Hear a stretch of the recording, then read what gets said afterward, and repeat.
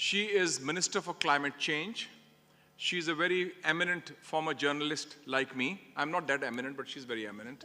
And she has also been former ambassador of Pakistan to the United States of America. And before I hand over for a keynote speech, I'd just like to mention that a very important statement was made. Two important statements I'd like to draw your attention to.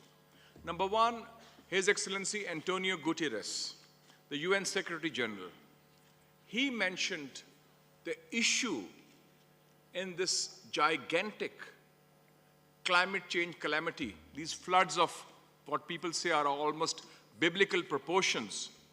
The issue is of climate justice. That Pakistan is facing the consequences of problems created by others, mostly in the Western countries, the pollution, the emissions, and so forth. That's number one. The issue is of climate justice, and justice means there has to be equity in what is delivered. And the second was the statement made by the Honorable Climate Change Minister, who is just going to speak to us very soon. And she said in an interview with The Guardian that there should be reparations given to countries like Pakistan which have faced this climate change catastrophe. That there should be reparations made because we are paying for the sins of others. And I think that is also extremely important. And I would now like to request Madam Sherry Rahman, she's online, that Her Excellency will now deliver the keynote speech to this August gathering. Thank you, ladies and gentlemen. Sherry, over to you. Thank you very much, Senator Mushaid Hussain, Romina, the eminent chair, and distinguished participants, excellencies, ladies and gentlemen, members of parliament, and of course the IPU secretariat and all those who have gotten together in Islamabad for this Asia Pacific Week. I'm going to be very brief because I have a flight and I thought this session was at 2 o'clock, but I think that brevity is what you need in any case. Senator Hussain has already set the stage for a great deal of the context of our arguments and our current discourse right now. The context, of course, is one of the most epic floods in living memory that Pakistan has faced. I remember calling it biblical at a time when I wasn't even sure it was, but it has turned out to be something, a climate catastrophe that we have not seen in living memory.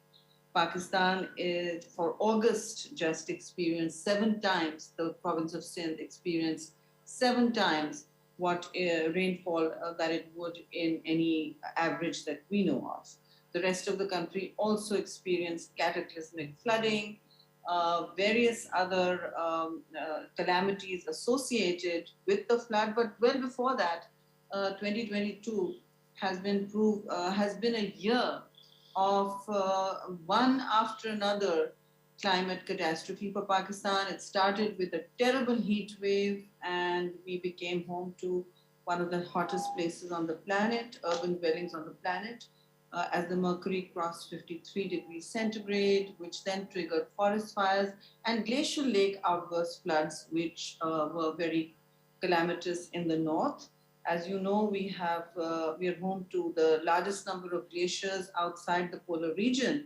And at the same time in the south, we are home to a large delta of the river Indus, one of the biggest rivers in the world, but also the largest man-made irrigation system in the world right now.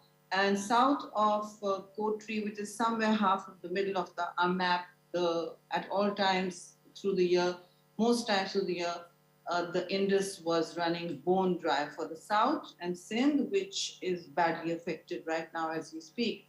So while we had extreme desertification, we've also had, and heat waves, we've also had shocks like this flood.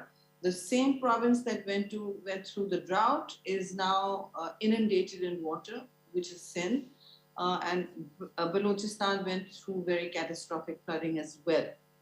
Sindh right now is accessible. Parts of Sindh are only accessible by boat, unfortunately, even now. So It is the longest relief and rescue operation that I've known of, even after the 2010 floods, simply because those were riverine floods that followed a river's path. In this one, the helicopters could not even take off in the cloud bursts from the sky to reach people who were stranded in various parts of the country. Many lives were lost. You've all seen that every day. The count goes up tragically, and we are seeing a situation where I see the IPU members all using their platforms, and UNEP and others in the United Nations has been stellar in their support, including the Secretary General, who was really stumping for Pakistan's climate injustice discourse. And he said a great injustice is being done to Pakistan. Mushahid's already spoken of that. You have seen his words. But indeed, Pakistan, even to this point, represents that very atlas of human suffering that Secretary Guterres spoke about in launching the sixth IPCC report on climate change. So, this is where we stand today. And as far as climate resilience is concerned, look, honestly, we all feel that SDGs are humanity's best hope for the best possible quality of life, especially for developing countries.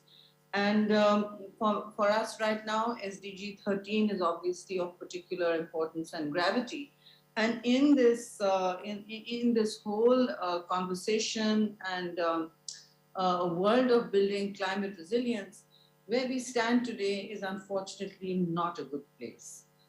The agreements made at Paris, because these are all Conference of Party agreements, climate change has thankfully been led multilaterally as an international discourse, of course, driven by the UN, but it is far behind its goals, its promises, and pledges. And that goes from Paris on to Glasgow and today.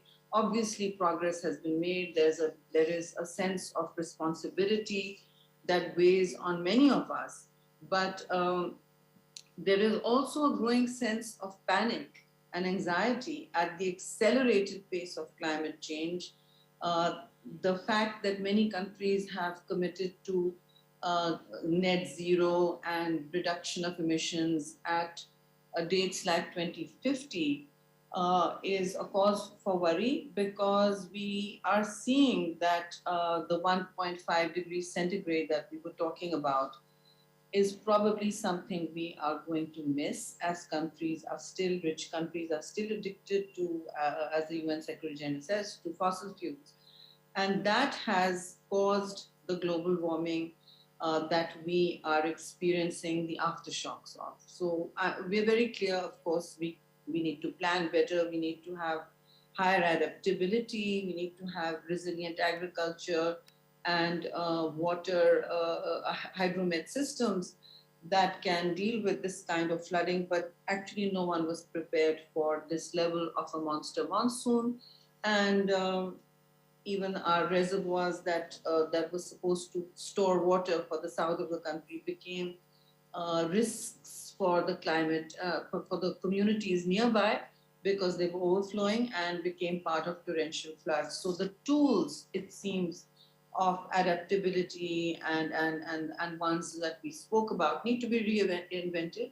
The planet is clearly burning up at a much faster pace than modeled or expected. And countries like Pakistan are the ground zero for this kind of change.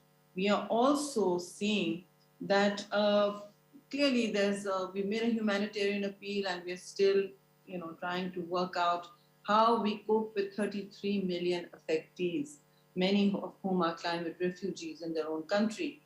And we are also trying to figure out how we will keep the world's attention on these forgotten refugees of climate change.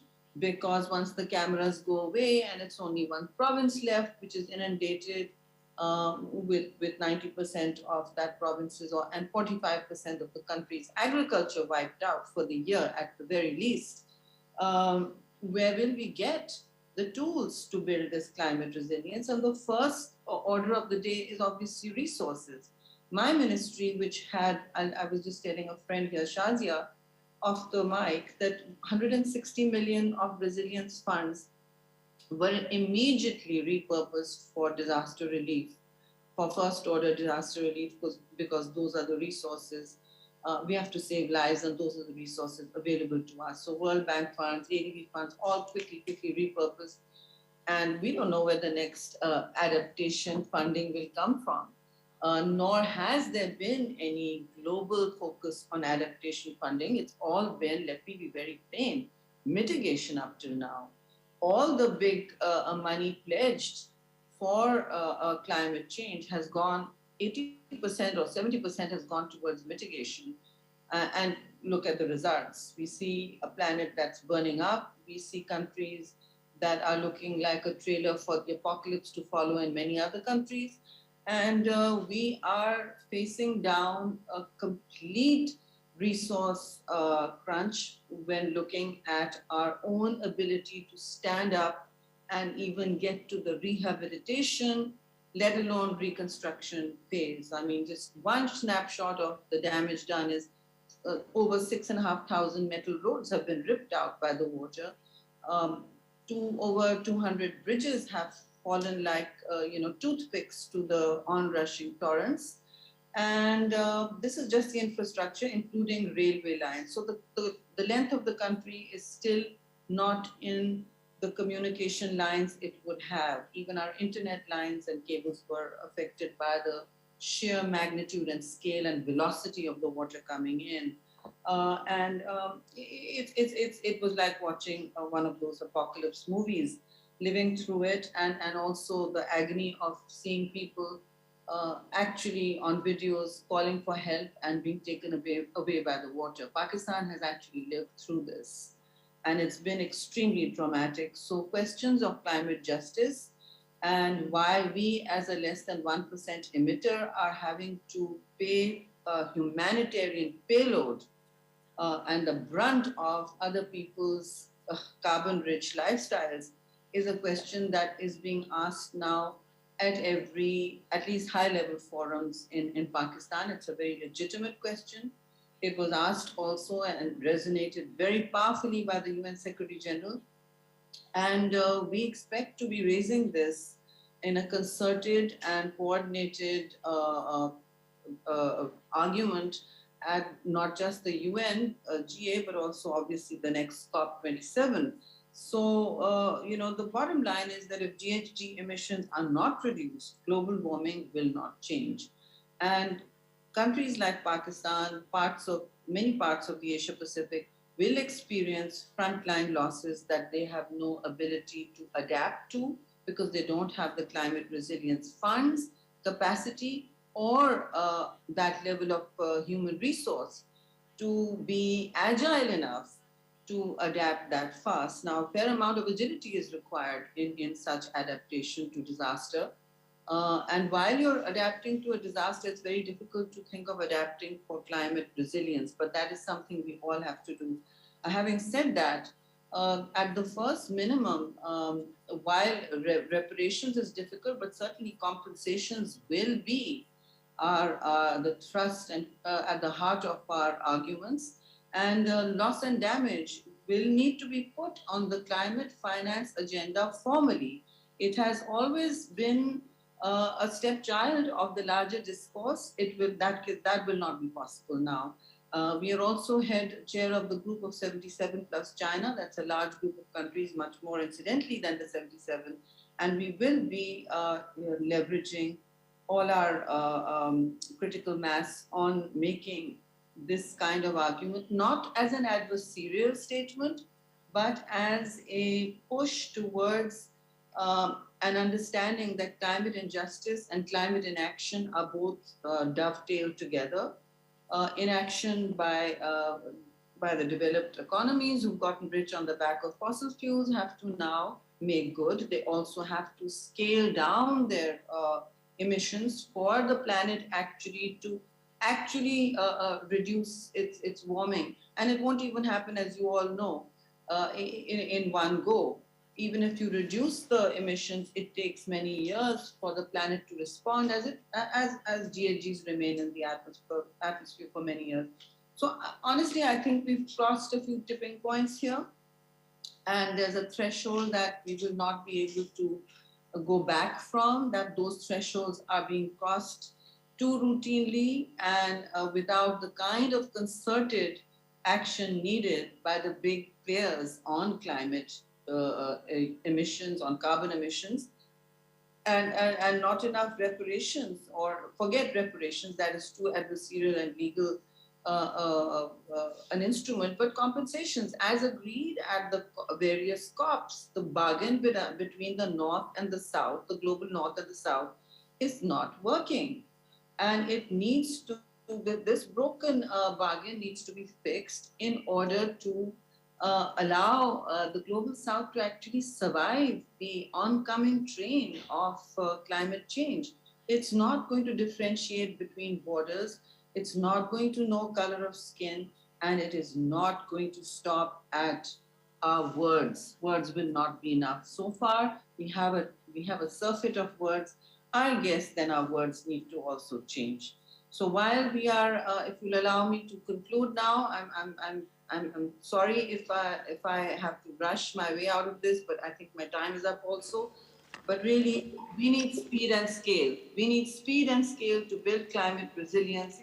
And the IPU is one of the most effective and optimal instruments and forums to operationalize the consensus needed at global and multilateral platforms to actually make a change, to change the needle. Right now, we are heading straight into Armageddon with global warming. Neither are we at the 1.5% target by turn of century, nor are we able to transfer the resources for adaptation that countries in the global South so desperately need to survive. As you all know, climate change knows no borders.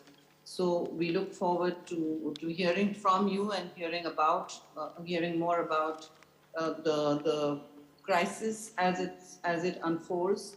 But I will unfortunately have to leave. I will take back notes from this later and look forward to discussing this again. Thank you very much. Thank you. Thank you so much. I'm sorry, there was a question from the delegation from the Islamic Republic of Iran, but the lady, the minister, has to leave, take a flight. So, but we can still entertain you. I can respond on phone. I can respond on phone if you like. Oh, you can respond? And give Okay. you the, Please ask the question. on the phone. On the phone. On the phone. Because I'm. On the phone. Yeah. You ask the question. What is the question? Here it is. Okay? Yeah. Bismillah ar-Rahman ar-Rahim. I want to ask the question from the madam. As you told, climate justice, okay? And she is the minister of the climate. There is a different thing. The minister must do the work in the field with the prevention of this crisis, okay? She is telling 7 times we have this flood in your country with different severity. And there is no zone for the climate. No We zone? have not zone, but we have safety in some countries. Which are the countries you wanted to bring together to have a friendly, at least justice? What is the mechanism? Let me quickly address this, Mushahid, before I leave. Yes, Thank you. You know, Please half the countries. Thank you. Half the countries in the field. We have a national disaster management organization with provincial PDMAs, provincial disaster management. It's they who are in the field. Our job is to form policy and negotiate. But of course, as cabinet members, I was the first in the field, and that's why I'm not with you right now. But thank you to Iran always for standing by. Climate change is not something a country can effectively change on its own. It is something that has to change through a concerted multilateral action of big polluters and emitters, including small ones. So we have already made our mitigation targets quite ambitious. We will be reducing 50 to 60% of our emissions by 2030.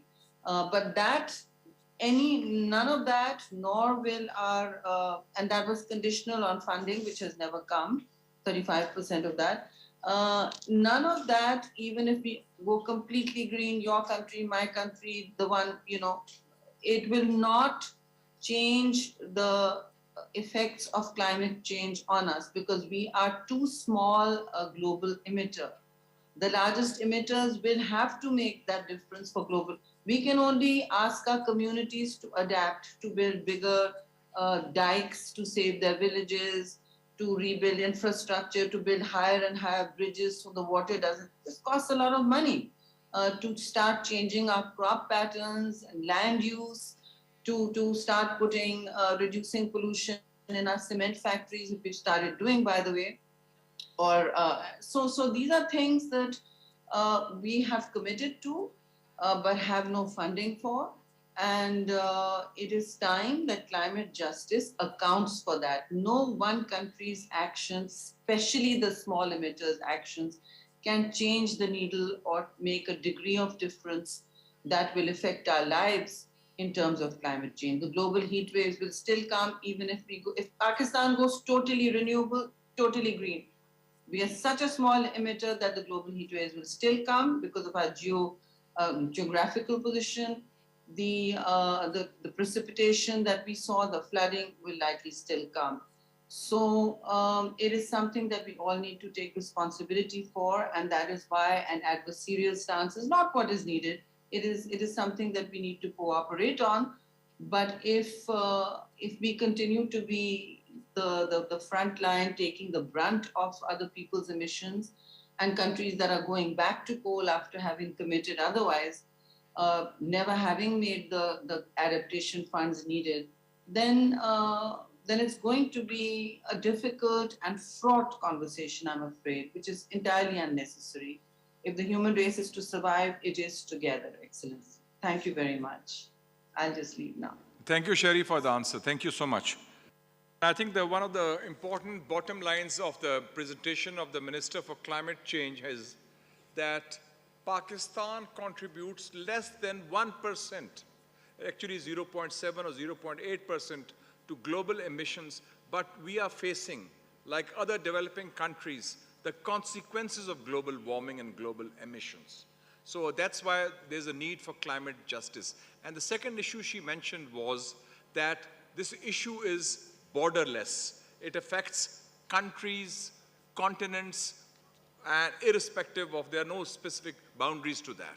And I'd like to mention in this regard the example of our region, South Asia, for example. There are delegations from Sri Lanka, Nepal, and Maldives. Sri Lanka faced the tsunami, and it was devastating. And Nepal in 2009, when Madhav Kumar Nepal was the Prime Minister, he had a cabinet meeting in the Himalayas to focus on the melting of the glaciers. And Maldives had a meeting underwater to focus on global warming, which can affect island states like the Maldives because of the global warming. So you can see the crisis is real, and so is Iran also has faced the same consequences. So we move on now, and we'll have a short video. We have a short video on climate change, and then we have the next speaker. Please be ready. It's Ms. Georgina Lloyd, a Regional Coordinator for Environmental Law and Governance of Asia and Pacific at UNEP. So first the video, then the lady. Thank you.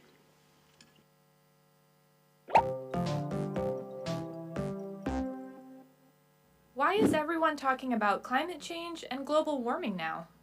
Climate change is accelerating. Average temperatures and sea levels are rising.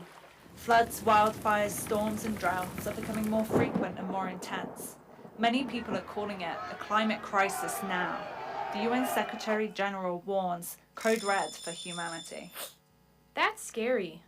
So what's causing the climate crisis? Increased greenhouse gases in our atmosphere. They occur naturally, but since the Industrial Revolution, they've increased exponentially as a result of human activity, mostly from burning fossil fuels like coal and oil. Why greenhouse gases? Greenhouse gases in our atmosphere absorb heat just like a greenhouse does. The most common is carbon dioxide. It stays in the atmosphere for centuries and acts as a blanket around the Earth, so our planet keeps getting hotter on average and weather patterns become more extreme. The other two most important greenhouse gases are methane and nitrous oxide, which last less time in the atmosphere but are much more potent. Scientists measure in CO2 equivalent so we can better compare. So if we know what's causing the climate crisis, and it's mostly because of stuff we're doing, we can change it, right? Right. Parliamentarians and global changemakers have a key role to play. We have to stop the increase in greenhouse gases and support ways to offset, like planting trees. Actions they can take are stop fossil fuel subsidies, which create the wrong economic incentives. We need to be putting a tax on carbon instead of subsidizing it. Support the transition to renewable energies like wind and solar, which are much cheaper now than fossil fuels. Sign and enforce the Global Methane Pledge. That was short and sweet. And now I'd like to hand over the mic to Ms. Georgina Lloyd. She is the Regional Coordinator for Environmental Law and Governance of Asia and Pacific at the United Nations Environmental Programme. Over to you, Ms. Lloyd, for your 5 to 7 minutes presentation. Thank you. Thank you very much, and distinguished participants, excellencies, ladies and gentlemen. This panel really brings into focus the compounding and interlinked issues around the triple planetary crisis of climate change, pollution and waste, and biodiversity loss. It is clear that climate crisis is pummeling the planet. We've seen the tragedy of climate change-induced flooding in Pakistan. Air pollution is also killing 7 million people per year, and the way we unsustainably exploit nature has led to over 1 million species facing extinction. We are in a planetary emergency that is leading to devastating impacts on people and the planet, both in Pakistan and across the globe.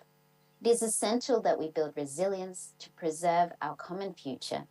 We need a sound environmental response to the pandemic and beyond. A resilient society, which is one that can withstand future shocks, including the looming increasing severity and regularity of the climate shocks, needs to be one which empowers and supports communities in vulnerable situations. Using an approach of leave no one behind and a human rights-based approach, it is possible to ensure a truly resilient society that upholds environmental rule of law, contributes to peace building and sustainable development. LNOB, or Leave No One Behind, is a central transformative promise of the 2030 Agenda for Sustainable Development and, of course, the SDGs. It represents unequivocal commitment of all UN member states to eradicate poverty in all its forms, end discrimination and exclusion, reduce inequalities and vulnerabilities that leave people behind, and undermine the potential of individuals and of humanity as a whole. So LNOB compels us to focus on the discrimination and inequalities that undermine the agency of people as holders of rights. In relation to this panel, we can look particularly at LNOB in relation to the right to a clean, healthy, and sustainable environment, as recognized by the UN General Assembly this year. In 2020, the Interparliamentary Union and UNEP developed a policy note entitled Green Approaches to COVID-19 Recovery, a policy note for parliamentarians. This publication highlights key sustainability topics, which are very relevant for discussion on building resilience and achieving the SDGs.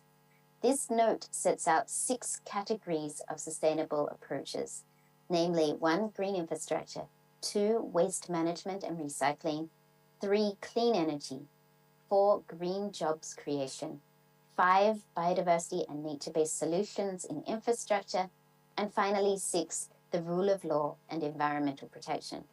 It also includes over 100 examples and analysis from all around the world to support parliamentarians in addressing the challenges that they face. The policy note is available in English, French, and Russian, and it also identifies specific legislative actions building towards resilient economies, protecting biodiversity, and meeting international commitments, including those under the Paris Agreement. The new normal that we are moving towards or attempting to move towards should be green, equitable, and sustainable. So sustainable recovery, which we're discussing in this panel, it should be socially inclusive and in line with climate action and environmental protection, because we can no longer afford to prioritize short-term economic growth at the expense of nature. Investing in a green economy makes also irrefutable economic sense. The renewable energy sector has been shown to generate 2.5 times more jobs than fossil fuels and tend to have a better gender balance. In turn, cleaner air can reduce the burden of disease from air pollution, which can cost some countries 7% of their GDP. Additionally, every dollar invested in restoring ecosystems creates up to $30 in economic benefits and enhances livelihoods. Further, with the right policies in place, a green economy can yield 24 million new jobs by 2030. So parliamentarians have a very important role to play in this transition towards sustainable recovery. Parliamentarians are key players, as you are well aware, in immediate and long-term efforts to build resilience and support recovery, particularly through the power to enact laws and oversee government policy. The laws and policies that you develop will shape not only the path of recovery, but will determine how the economy of countries look for years to come, and of course link to the resilience of societies. We know that legislation is a key driver of action, and legislative measures taken now can have implications for the planet's future. As parliamentarians entrusted by the electorate, you're in a very unique position to protect the future. You must ensure that legislative measures taken now are in line with both developmental and environmental goals, and are underpinned by those core principles of LNOB. Equally important is exercising your oversight and budgeting functions in a manner that promotes a green economy. Knowing the complexity of choices and, of course, those potential solutions that are before legislators, UNEP, together with IPU, have, within the policy note that I described before, set out some key aspects of a green recovery that you can consider in your work. And I'm going to go through just 4 of these different dimensions very briefly. So the first of these dimensions is green infrastructure. Parliamentarians can prioritize laws and regulations that require public investment and incentivize private investment in green infrastructure that can contribute to creating jobs in green infrastructure and enhance related business opportunities. They can provide parliamentary oversight of government's work towards the SDGs, such as the provision of universal access to safe, inclusive, and accessible green and public spaces. Second, waste management and circularity. So parliamentarians can look at legislation which includes tax rebates or tax waivers for recycling initiatives, can mainstream sustainable consumption and production into COVID-19 recovery efforts, including green procurement requirements. You can also, of course, support sustainable consumption and production, such as extending producer responsibility and provide legislative incentives for industry. Next, looking at biodiversity and nature-based solutions. And of course, it requires these balanced risk assessments in COVID-19 recovery and planning that consider the impacts of natural capital, such as ecosystems and biodiversity. Adopting nature-based legislation that addresses the drivers of habitat loss, such as illegal wildlife trade and deforestation and unsustainable agricultural practices, as well as allocating budgets within conservation programs Sorry, my computer has just frozen on me. I apologize for that. And looking at sustainable agricultural initiatives and the urban green and blue infrastructure systems that reduce deforestation. And finally, if we look at the last dimension, which is rule of law, environmental rule of law, we need to ensure that COVID-19 legislation includes safeguards for environmental rights and that recovery efforts are not used to restrict these rights. Parliamentarians can exercise oversight in ensuring that existing environmental requirements are applied and encourage the adoption of innovative solutions and safeguards to enforce existing environmental law and standards. Finally, articulating the legislative process, the interests and concerns of constituents who may be more vulnerable. So we can see that a green recovery is not only a viable pathway to achieve the goals and targets of the 2030 Agenda, it is the only viable pathway. And we need to move towards this. And these are some suggestions for parliamentarians to consider. Thank you very much. Thank you, Ms. Lloyd, and thank you for a very informative presentation. The two takeaways that I noticed is that, number one, the parliamentarians have a key role to play. You talked of their legislative role, their budgetary role, their oversight role. And that's extremely important because parliamentarians are sitting here. And secondly, you made a very important point that fossil fuels do not contribute to employment. It's the renewable energy sector. And you said they create 2.4% more jobs than fossil fuels. And I think that's a lot of good information for us. And that's a major incentive to have the transition from fossil fuels to renewables to clean and green energy. Thank you so much, Ms. Lloyd, and good luck for the future.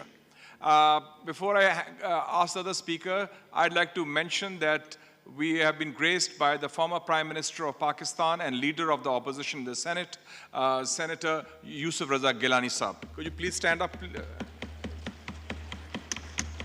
And I also want to mention that among his various different, diverse background and track record, he's also been the Speaker of the National Assembly of Pakistan for over 3 years. Thank you, sir, for coming. Now, our next speaker is Ms. Sarah Wade Epichilla, Head of Partnerships and Stakeholder Engagement at the United Nations Office for Disaster Risk Reduction. Ms. Sarah Wade, it's over to you for 5 to 7 minutes.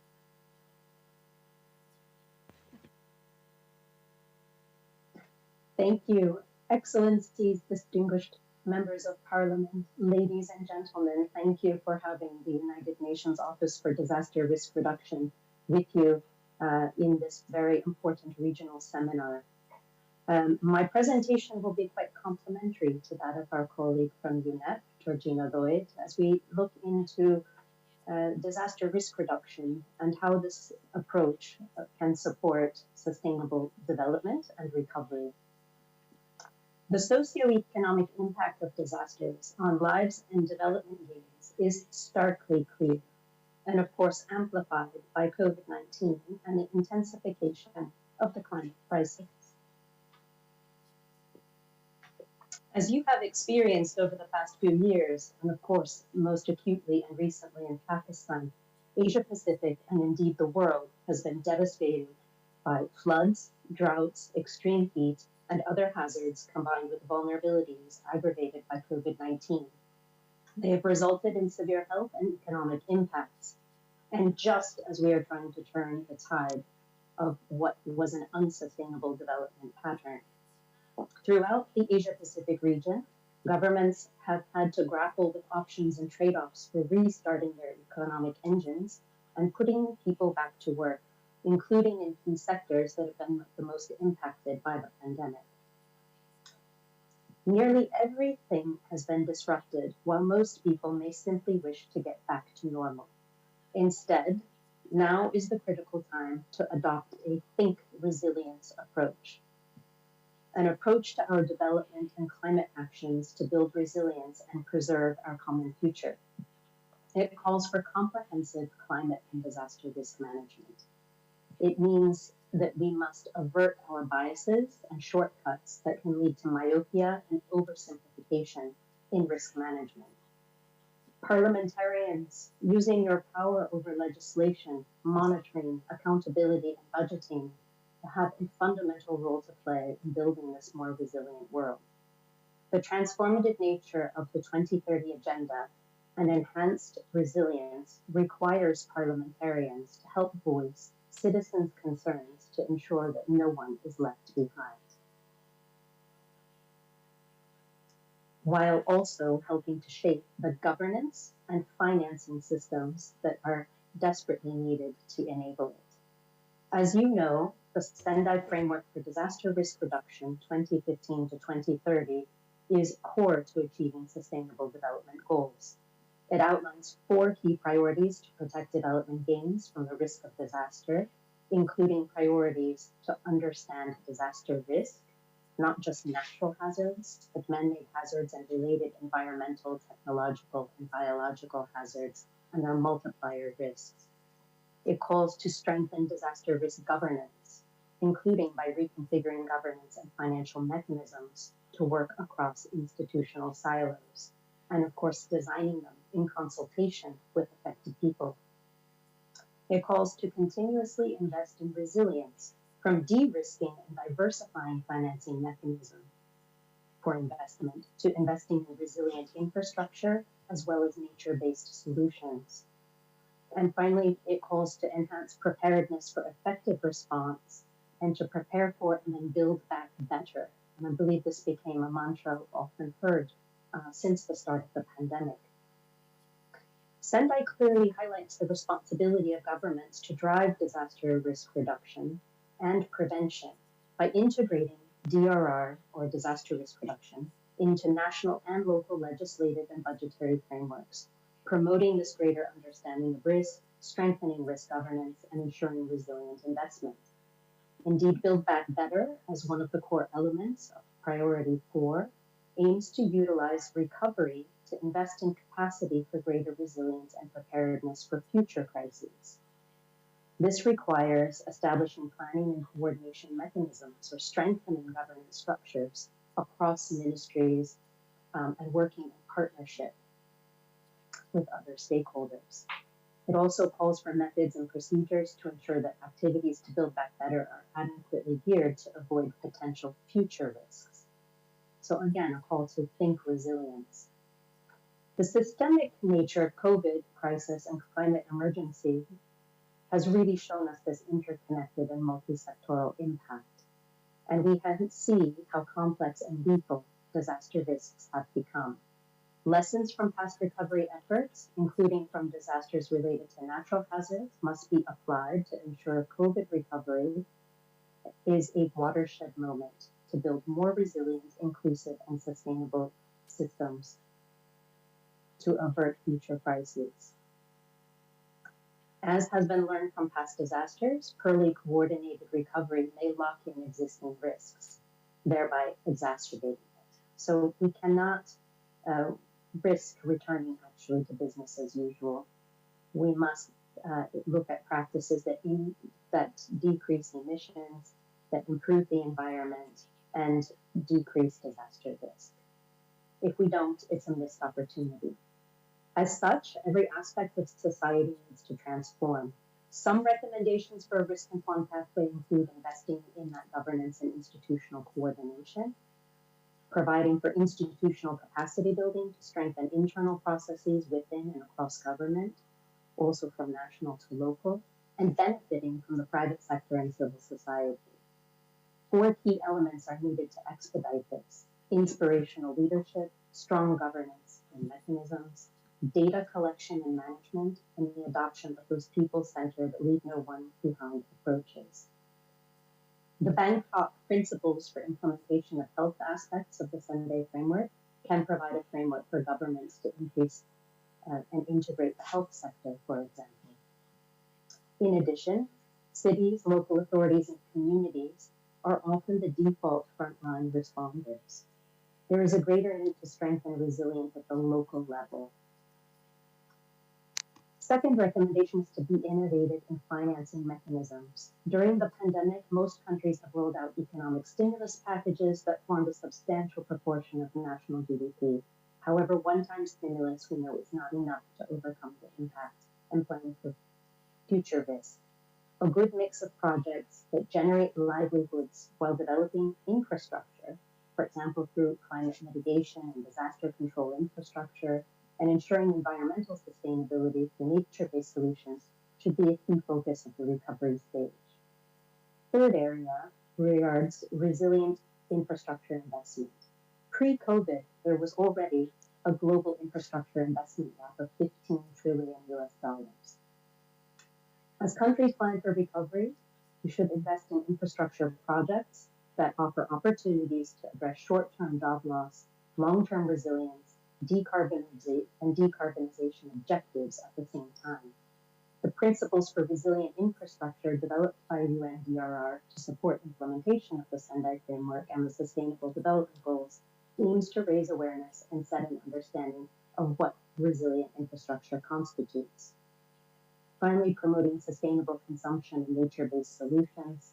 I think we've heard from our colleague from UNEP. We know that the recovery should lead to a new normal that is more equitable and climate sensitive. Already mentioned were tax reform components of stimulus packages that can also be used to harness these opportunities. Thank you very much. Thank you. And the next speaker would be Mr. Sabar Chaudhry from Bangladesh. He's a member of the parliament, former cabinet minister, and has been also president of the Inter-Parliamentary Union, IPU. Thank you very much. Mr. Sabar Chaudhry is online.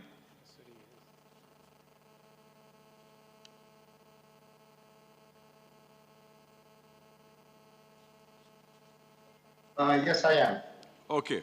Very warm welcome to you, sir. Keman aছেন তো ভালো? Warm welcome to you, sir. Thank you so much. And I don't have a presentation to share, but let me first extend my greetings as well as that of the Parliament of Bangladesh. And of course, we stand in full solidarity with you as you respond to the floods that have gone across Pakistan. Thoughts and prayers for those lives that have been lost. And we certainly wish you all the very best when it comes to building back better and having a more resilient Pakistan in the future. Thank you. What I thought I would do is just briefly talk about some of the main concepts that I think are important here. We are living in very challenging times, and the Parliament of Bangladesh adopted a resolution on a planetary emergency, not just a climate emergency, because we see that there are a number of converging crises in the horizon over a timeline of 2040 or 2050. You, of course, have the existential threat of climate change. You have the intensity and frequency of disasters. We have just seen what is happening in Pakistan. And, we are talking about a potential loss of what, 30 billion is what you're looking at. So just one single natural hazard can wipe away all of your development gains that you've accumulated over the years. We have a crisis when it comes to water stress. Bangladesh is, if you look at the position of Bangladesh, we have the Himalayas on top, on the north of Bangladesh, and they are essentially the water towers for South Asia. And if with the continued rise in global temperatures, you have increased glacial melt, you're going to run short of water. So water stress also becomes a major issue. We have the unprecedented loss of biodiversity. We have a food security issue. And of course, the whole issue of planetary overshoot. How do we consume and sustain our resources for the future? So it is in that context that this event is taking place. And of course, when we talk about the Sendai framework, we go back to 2015, and there were three very important defining UN agreements. So we started off with Sendai in March and April of 2015. That was followed by the adoption of the Sustainable Development Goals, the UN General Assembly. And the same year, we had the agreement on climate change, the Paris Agreement.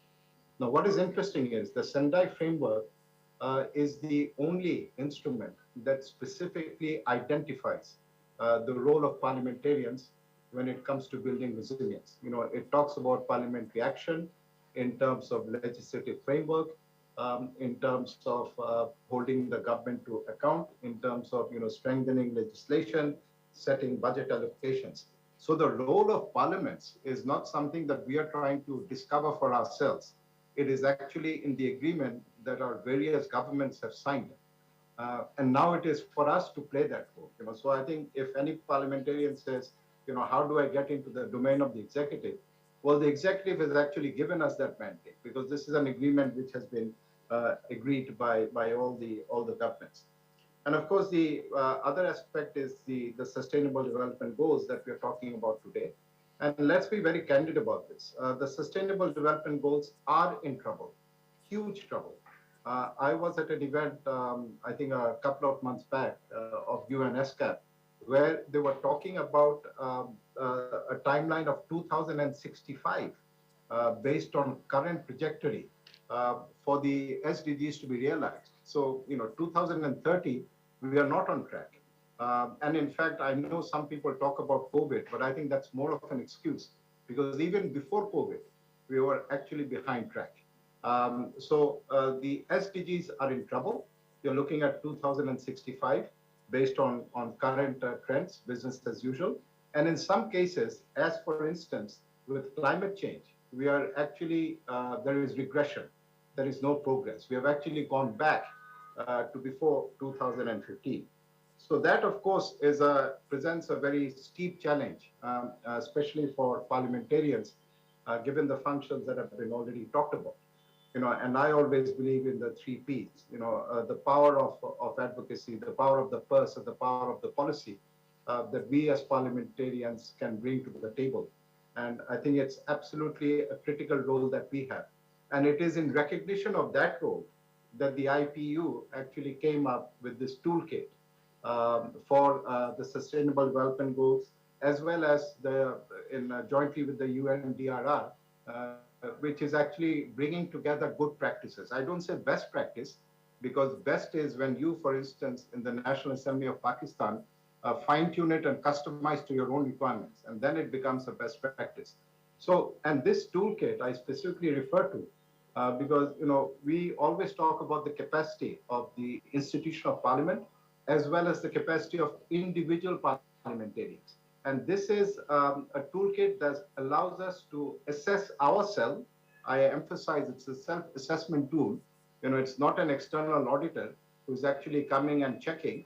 And this allows us to see to what extent we as an institution or as individuals are fit for the job, are fit for purpose. So I would encourage everyone to actually look at it, because I think it's something which is extremely important. And of course, in Bangladesh, one of the areas that we are trying to look at, because we have the COP27 coming up in Egypt, in Sharm el-Sheikh, I know that the IPU is organizing a parliamentary meeting, as it does during each of the COP, and I think that's on the 13th. I would certainly encourage all members from the National Assembly of Pakistan to join that if they are going to be in Egypt.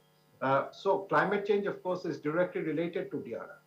And what we have done in Bangladesh is we have tried to bring about a convergence between the agenda of climate change adaptation and disaster risk reduction. So earlier I talked about the glacial melt in the Himalayas. Let me just expand on that. So, you have more water which is actually flowing through the rivers of Bangladesh. And with that, what is happening is the rivers are overflooding, there is salinity intrusion, crops are being damaged. So the response of the Bangladesh government, or one of the responses, has been that we dredge the river. By dredging the river, we actually increase the capacity of the river to hold more water, so it doesn't spill over and go into the land and affect your crop. And then the material that we dredge, we are building embankments on either side of it, so it protects the land. And then we plant trees along there. So you see, this is DRR and climate change adaptation working together. The convergence, I think, is very important because there are limited resources we have. And if we continue to treat DRR as a separate issue from climate change adaptation, I think you're going to have duplication, you're going to have inefficiencies, and you're going to have fragmentation. So one of our job as parliamentarians is how do we ensure value for money? How do we ensure that we get the biggest bang for the dollar? And I think this is, of course, one area where we are working very hard. And I think that's something that maybe also the National Assembly of Pakistan can consider. Finally, I end with 2 points. One is the whole concept of resilience. One of the things is we use a lot of technical terms. And do really people understand it, or do we as parliamentarians understand it? And what I mean by resilience is not just our ability and capacity to respond to a crisis, but it also our ability to actually bounce back and attain a higher level of preparedness. I think that's really what is very, very important in resilience. And whenever we talk about DRR, we never refer to it as a cost. We talk about disaster risk reduction as an investment. Because if you look at it in terms of what is the benefit of action, as opposed to what is the cost of inaction, the benefits are huge. One investment, $1 investment in DRR will save you anything from $7 to $8 upwards. So it is a smart investment. DRR is a cross-cutting issue. So it's not just agriculture. It's your food security. It is your local infrastructure. It is your health. It is your education. So this is as mainstream as it gets. And looking forward, I always say that we have to reimagine development. I think that is absolutely fundamental. Business as usual is not going to work. So we have to reimagine development. We have to look at our plans, what we build, where we build, how it is being built, to what extent are we consulting with the local people, how are we adding community knowledge. These are all very important things. And the 2 other R's, so one is reimagine development is the first R. The second R, which of course applies particularly and sadly to Pakistan at this stage, is rebuild better. So reimagine development, rebuild better. The building back better, or the building back forward, that concept. And the third R is going to be recover resiliently. So it's resilient recovery. So I think if those are some of the themes that we can work on, I'm sure as parliamentarians, we can, in fact, create the sort of conditions and environment that will enable not just the youth of today, but also the child who is going to be born tomorrow to have the future that they really want. Thank you very much, Mr. Moderator. Thank you, Mr. Sabar Chaudhry Saheb, for a very instructive presentation, because we want to learn from the example of our neighbors, particularly Bangladesh, on this issue. And the couple of points that you mentioned, I'd just like to reaffirm. You mentioned the frequency of disaster incidents. In the last 20 years, we have had about 173 freak weather incidents. And you also expressed your solidarity, your support, your succor for Pakistan and its people, for which we thank you. And you also mentioned the costs of this crisis. As of today, the estimates are in the vicinity of about $30 billion loss to Pakistan, its economy, and lives and livelihoods of the people of Pakistan. Thank you. And now we go on to the last speaker for the session. Then we'll open it up for general debate. And I already have some names who want to speak.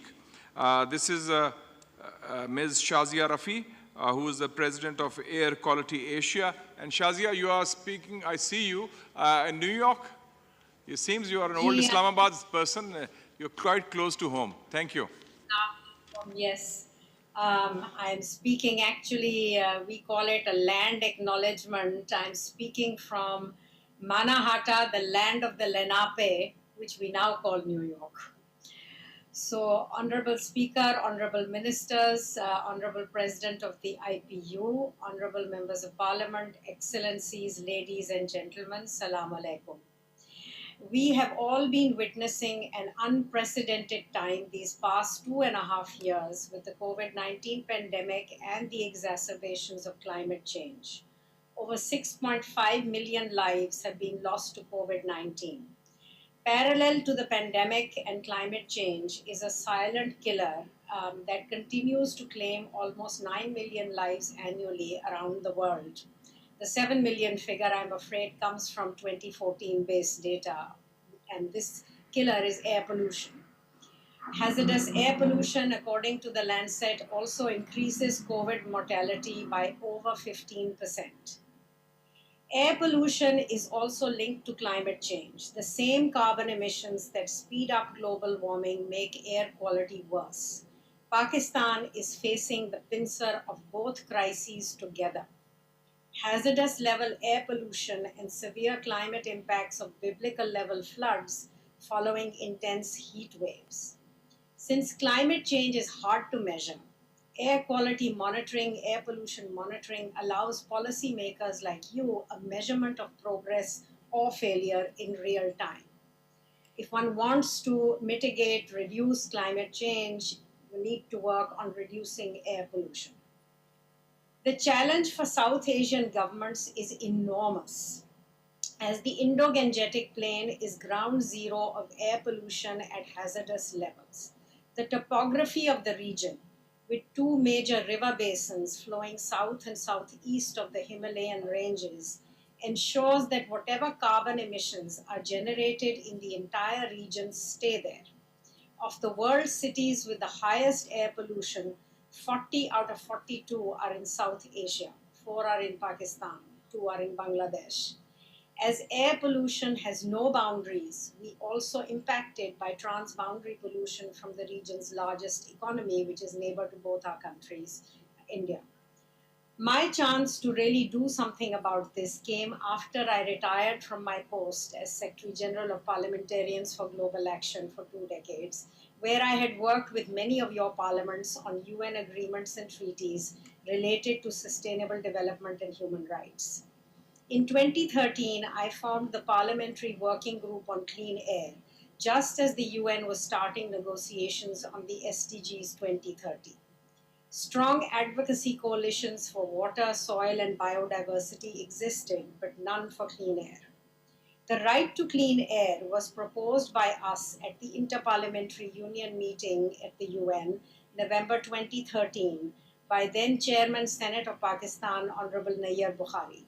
It was based on an analysis provided by Honorable Justice Mansoor Ali Shah that this right was protected in the right to life in our constitution, and of course in many other constitutions. This suggestion by Honorable Bukhari was passed with the support of Mexico, Brazil, Senegal, and Denmark. This began a year's intense negotiations working with the UN's SDG 2030 co-chairs, Ireland and Kenya, and the World Health Organization.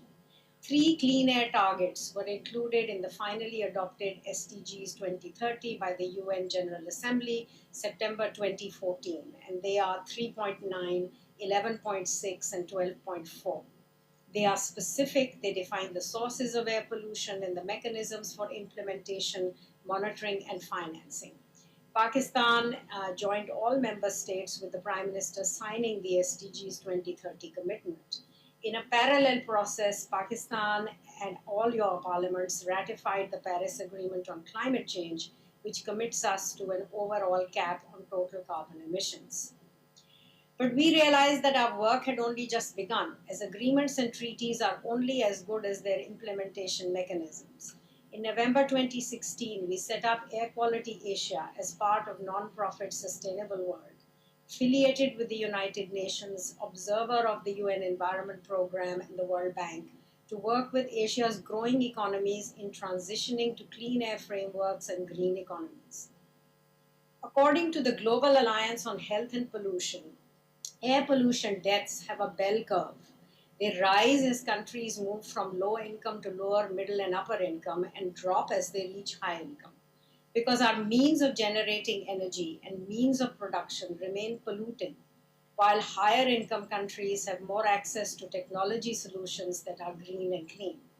That differential is beginning to change as green energy, green production technologies become cheaper and more accessible.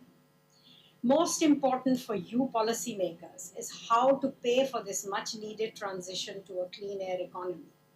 Part of the answer lies in transitioning the country's current cost of air pollution to the economy. According to the World Bank globally, the cost of air pollution was US dollars 5.3 trillion in 2016. Pakistan's cost of air pollution in that same year was 5.8% of our GDP. Applied to 2019 GDP, it was over $15 billion that is leaking out of our economy in air pollution costs. The amount is even higher. In China, the cost to GDP was 7.6% in that year, 853 billion hit to the economy. India's was 7.8%, almost 200 billion hit to the economy. We know with global data from China, Mexico, and California which air quality improvement policies work, and we know that they generate economic benefits. China in recent years began its transition to a renewable energy green economy in 2013 after protracted negotiations with the state of California over coal plant carbon emissions crossing the Pacific in 2 weeks, leading to California failing its EPA limits in 2012. With trade in the balance, the two governments came to a unique and beneficial agreement to both. 9 years later, air pollution in China's major cities is down by 40%. During the debate, I can give more details if people want. In the US, after 3 decades, we're still struggling. I mean, we've made huge improvements, but after 3 decades of implementation of the Clean Air Act in 1970 and a strong EPA, my adopted city of New York has gone from smoke-covered skies where we could not see the top of buildings to daily air readings in the healthy range. Inequality, though, does mean that socially, economically disadvantaged, poorer parts of New York have poorer air quality. Further improvements are now in the offing. The US Congress has finally passed and the President has signed the Inflation Reduction Act with many green infrastructure items, for example, nationwide electric vehicle charging stations, replacing and rebuilding the train track systems for electric fast trains. The hurdle was always lobbying by the fossil fuel sector and by the car manufacturers whose internal combustion engine is dying out within a decade. The long-term economic benefit of a green economy is clear. According to the IMF, every dollar in renewable energy or sustainable land use has a multiplier 2 to 7 times larger than fossil fuels. However, upfront costs for energy and transportation transitions are a major hurdle for poor countries particularly, because 80% of these funds have to come from global private equity markets. Additionally, the economic benefit takes some time to pass on to the consumer, to the worker, to the private investor, industry owner, along with the national treasury. Your colleagues in parliaments across Asia Pacific are enacting green economy bills and programs. Indonesia, whose representatives from the Green Economy Caucus joined us today, are working on a renewable energy bill to transition their fossil fuel-based economy. The Philippines, a country also impacted by climate change, has a slew of bills for a green economy. One of the most interesting is House Bill 9181. The Philippine Shazia, last 90 seconds. Thank you. Okay, not a problem. I'll move on to just conclude. Pakistan is at this terrible juncture is the voice of the global south, calling for the global north to stop ramping up emissions and to recognize our loss and damage as part of their responsibility. The UN General Assembly on July 28, 2022 adopted the resolution recognizing the human right to a clean, healthy, and sustainable environment. An ambitious debt relief plan is needed for climate stress, similar to the Brady Plan of the 1980s that allowed the US treasuries to provide an aggregate debt reduction of $65 billion in 1980s currency level. And we look forward at Air Quality Asia to working with the government and parliament of Pakistan and the region on building that back better. Thank you very much for your kind attention. Thank you, Shazia Rafi, for a very useful presentation and your focus, 2 aspects you mentioned. One, that this region where we belong to is now ground zero in terms of air pollution. That's very key. And secondly, about the horrendous, the whopping costs of air pollution you mentioned. It was in billions and trillions of dollars. And I'm very happy that we have our own Director General of the Environmental Protection Agency. Farzana, please stand up. Farzana, who is handling the Air Quality Index of Islamabad and the federal government. Thank you. And a very dynamic person handling the issue. Thank you so much.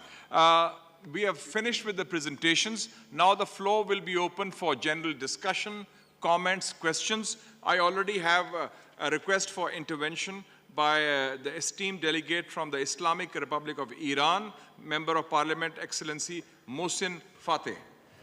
Please be clear you want to make a comment or a question. No speeches, because the speeches time is open.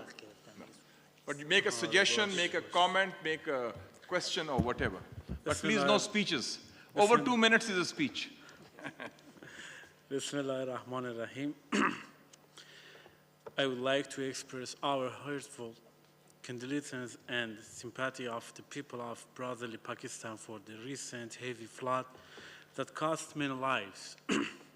We would like also thank National Assembly of Pakistan for hosting this important region seminar and hospitality. We hope the result of this event will be of use for Asia and Pacific region. Thank you, good luck.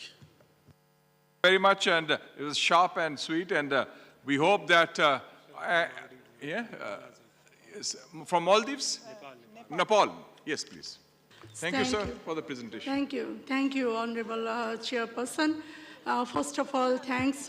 First of all, to Sri Lanka, Thanks. my heartiest congratulations on your well-deserved victory in the cricket match on Pakistan. You deserve to win.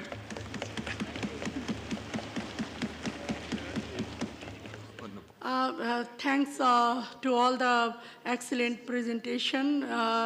Regarding this very important issues, I would like to mention something about the Nepal because in Nepal, 44.7% of the total land area of Nepal is covered by forest, which is remarkable, and which, with an effort to conserve biodiversity, 23% of the total land area, including forest, have been declared protected.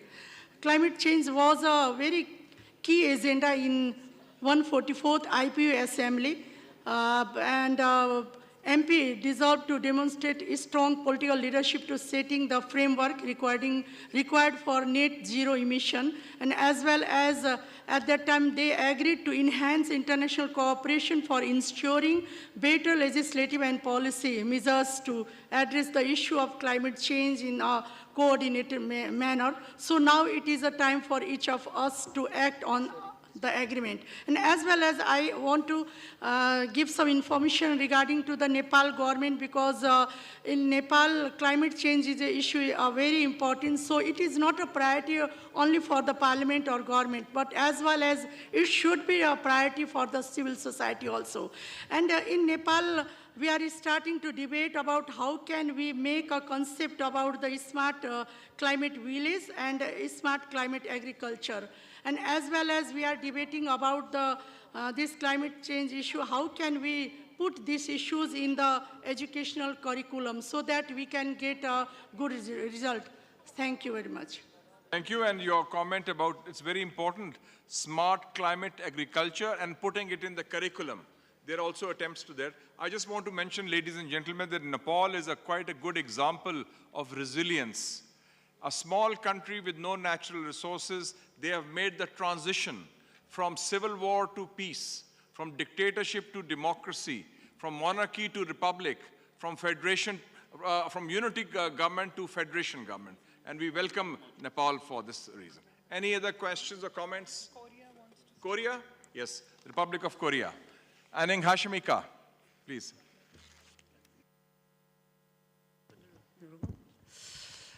안녕하십니까. 대한민국 국회의원 김미애입니다.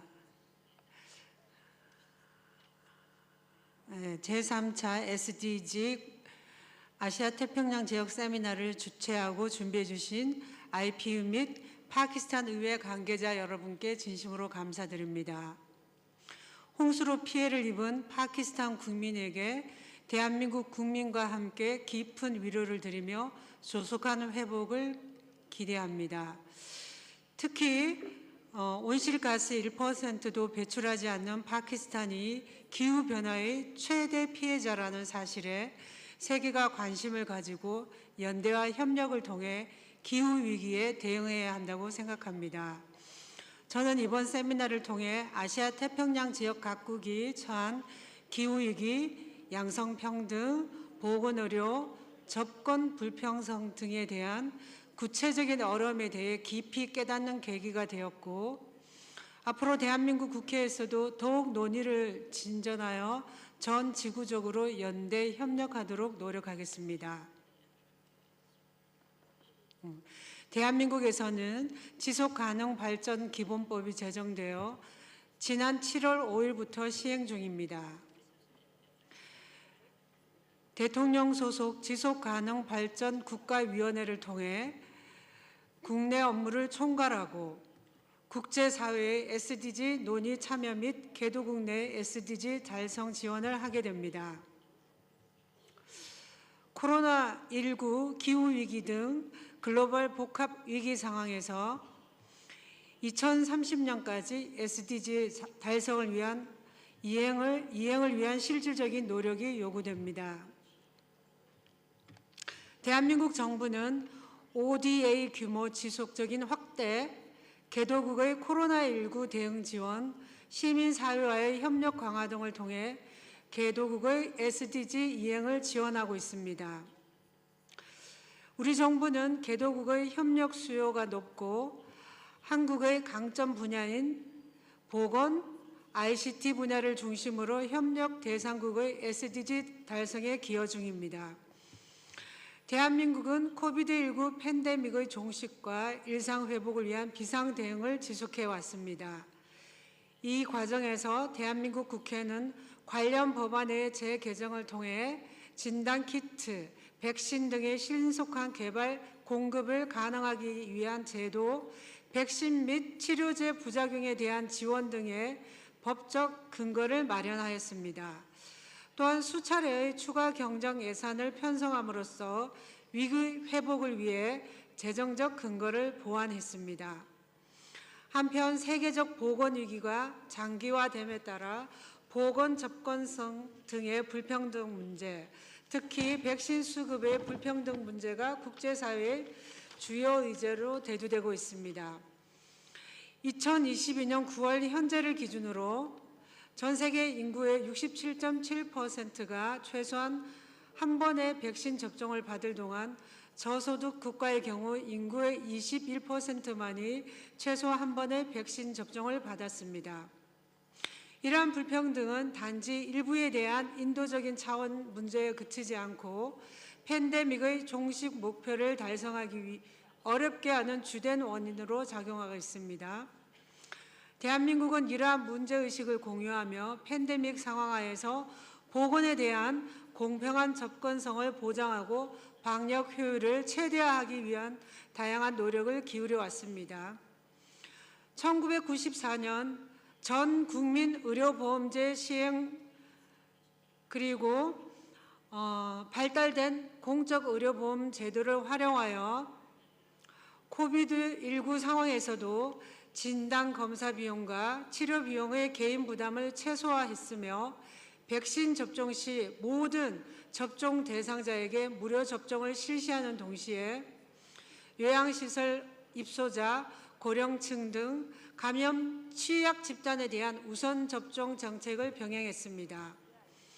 또한 우리 정부는 국가 간 백신 불평등의 완화에 기여하기 위해서 2021년 이래 백신 수급이 원활하지 못한 국가에 대한 백신 공여를 지속해 오고 있습니다. 이에 따라 2021년 10월 베트남 및 태국에 대한 백신 공여를 시작으로 필리핀, 이란, 과테말라, 멕시코 등의 국가에 총 486만 회분에 달하는 백신 지원을 실시한 바 있습니다. 최근 우리가 겪고 있는 위기는 보건의 평등 및 위험의 연대에 관한 시각을 재정립하고 국내외적 정책을 정비하는 중요한 계기가 되었다고 생각합니다. 대한민국 국회는 앞으로도 보건 불평등의 해소 및 보건위기 대응 능력 강화를 목표로 국제적 연대와 협력을 지속해 나갈 것입니다. 경청해 주셔서 감사합니다. Thank you very much. 감사합니다. We were very appreciative of your briefing and update on the issue of vaccinations during the coronavirus pandemic. And we really appreciate the fact that the Republic of Korea has donated 4.8 million dosages to different countries of Asia, which is a gesture that is truly appreciated. And two other points which you made are very important: the vaccine inequality, because some people are getting their third doses in the advanced countries of the West and other rich countries, but in the poorer countries of the global South, even the first dose is a limited one. And I think this inequality is unacceptable, and a lot of the reasons for this is politics, geopolitics, because of vaccine nationalism. And they say that, okay, they want to control the vaccines that they have, but we are very glad that Korea has shared. And finally, I like to say that we should have a campaign in the Asian community, in the third world countries, in the global South, and globally as well, campaign for vaccines without borders. There should not be any political borders or any ideological borders when it comes to issues of health, coronavirus, or of course floods. And I always say that as a Pakistani, yes, we appreciate the assistance from the international community, which is very much evident, but we also feel that if the flooding was in Europe or in Ukraine, the billions of dollars would have flown in. But because it is in the third world or a Muslim country, the kind of support from the international community is not forthcoming. Thank you. Yes. Any other hands being raised, or questions or comments?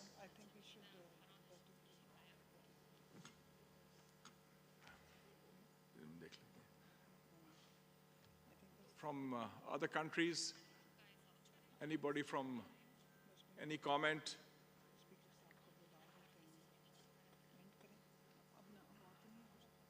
I think there is none. So we will now have the concluding ceremony. Please remain seated in your seats.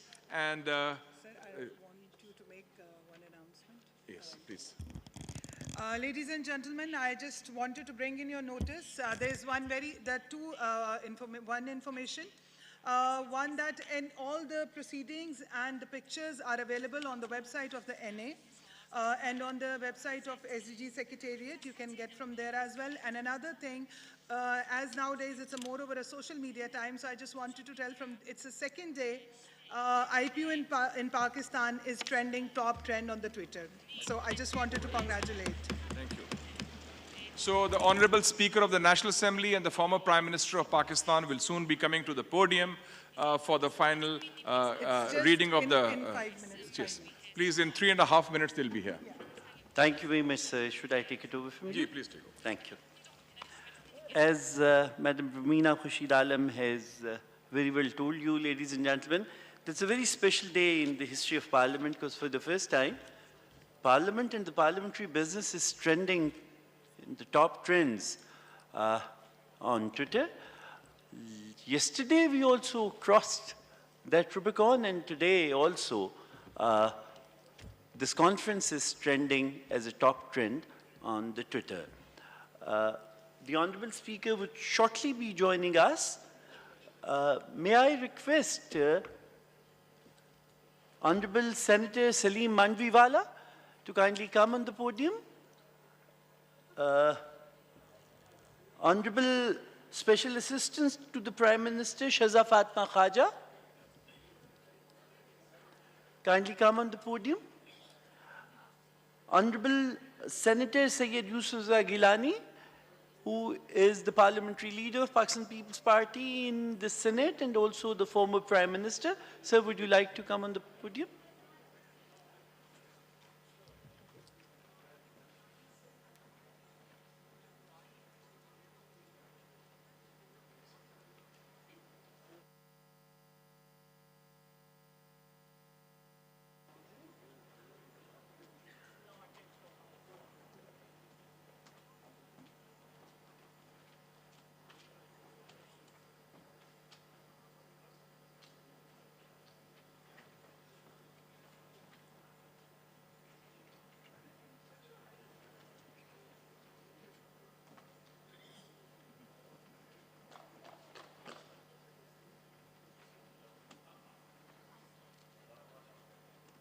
Madam.